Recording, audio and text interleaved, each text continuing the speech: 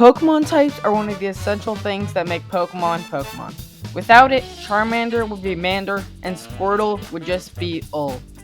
But what would it be like if you had Pokemon types in real life? What would you be able to do and how would it help you in your day-to-day life? Today, I'm answering that question by ranking every Pokemon type based on how useful they would be in real life. I'll be considering two things for this list. One, what abilities this type gives you and how many. If this thing gives you a bunch of useful abilities, it's going to be higher up. But if it only gives you a few niche ones, then it's going to be lower down. 2. How helpful these are in real life. If these are lifesavers you use in everyday life, then they're going to be up. But if it's just something you'll use on the very rare occasion, then it's more closer to the bottom of the list. Without further ado, let's get going with this list. The last place spot at number 18 is Normal. It's in the name, Normal. You don't get any abilities, like you're normal, big whoop. This is the only type that does nothing for you, so it's obviously in last place. You may think this is a bit low, but at number 17 we've got Dark type. If you really think about it, what can Dark do? Shoot dark beams and dark pulses? Okay, but what do dark beams / pulses even do? You're just shooting negative energy and all you're doing is making people feel bad.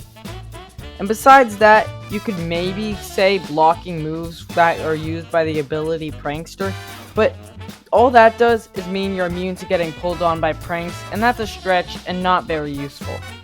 The next type is the newest of the core 18 types. It's Fairy type at number 16. It's like the opposite of Dark type with positive energy instead of negative energy. Good prevails over evil, so the Fairy type is slightly better than Dark at number 16. Our last type of D tier is number 15, Fighting type. You become a master of all martial arts. That's pretty helpful. The main problem is that compared to other types, being super strong and having mastered all the martial art forms isn't as helpful as you may think. It's good, but it doesn't compare to the other types and it falls short.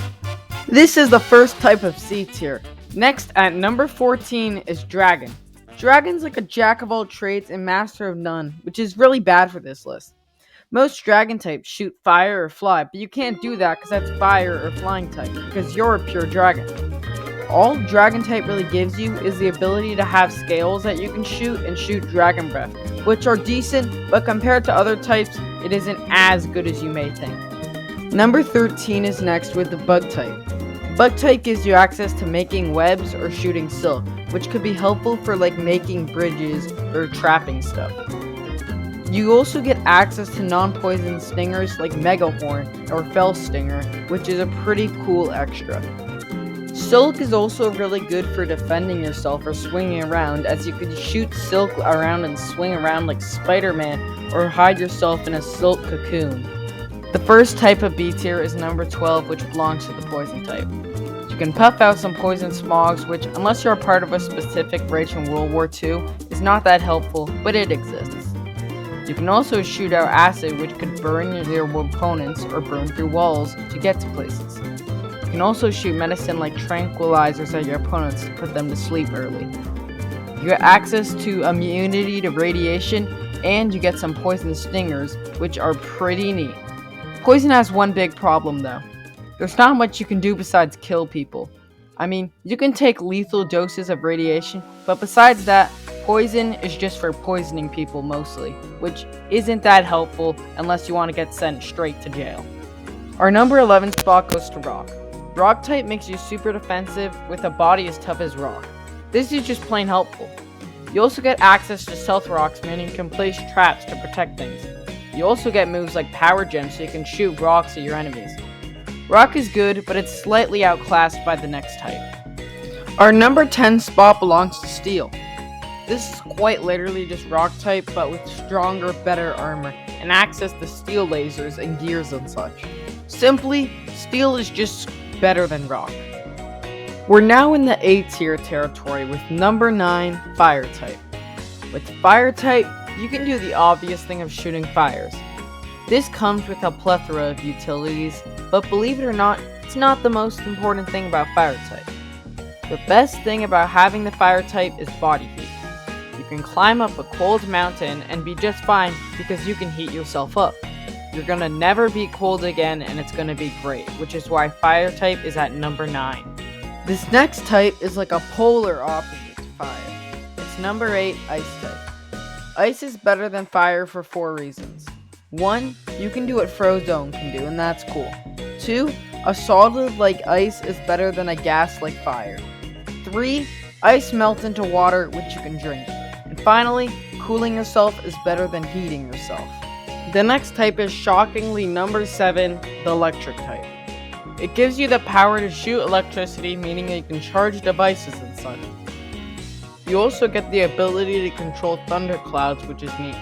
Overall, being able to jumpstart devices is mighty helpful. Number 6 belongs to grass. Grass has so much you can do. Grow beanstalks or swing on vines, use powders or spores like spore, sleep powder, rage powder, or stun spore. You can make plants grow, or drain enemies' health with stuff like Giga Drain or Leech Seed, etc. You also get grass beams and balls like Energy Ball, or you can protect yourself with thorns like Spiky Shield. Overall, grass has so much utility, making it super high on this list. The next spooky type is number 5, Ghost. Ghost gives you the ability of all ghosts. You can float at a decent speed or phase through walls. You can turn invisible to sneak around, and combined with floating, you can be super stealthy. You can shoot shadow balls at people or curse people. Ghost has some good power and stealth, making it at the very top of the A tier at number 5. At number 4, our first S tier type is Ground. With Ground type, you get access to the earthbending abilities and everything that comes with that. You also get access to making sand dunes and sandstorms, which can make you move yourself with sand, going really quick. Sand also allows you to make earthquakes and terraform land. Ground type just lets you do so much with the earth, which is why it's so high at number 4. Our third place spot goes to Flying type. You get airbending, so you control wind and make wind spheres.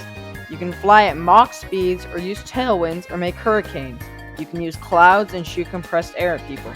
Air is everywhere, so you have tons of ammunition. And because you're Flying type, you never have to risk falling again because you can just fly.